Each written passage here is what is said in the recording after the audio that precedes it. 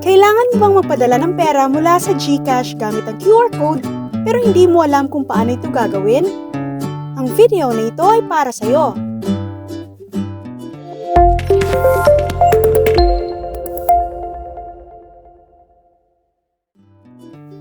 Hi! Kung first time mo pa lang sa channel namin, please don't forget to also check our other videos and playlists about ways to save money at mga iba't ibang business ideas na sa tingin namin ay makakatulong para pwede kang kumita ng pera.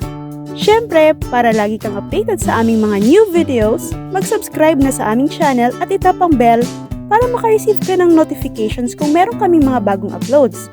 Maraming salamat! And now, back to our topic.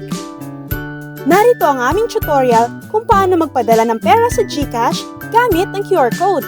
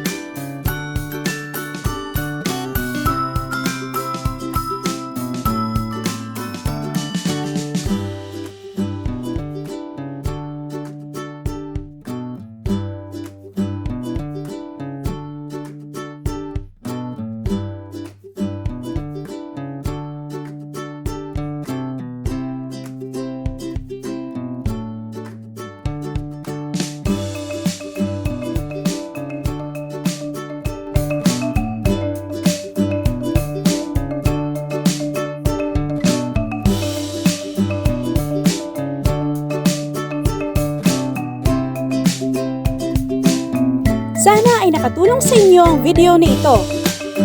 If you like this video, please give us a thumbs up at paki-share na din sa mga nangangailangan ng tutorial na ito.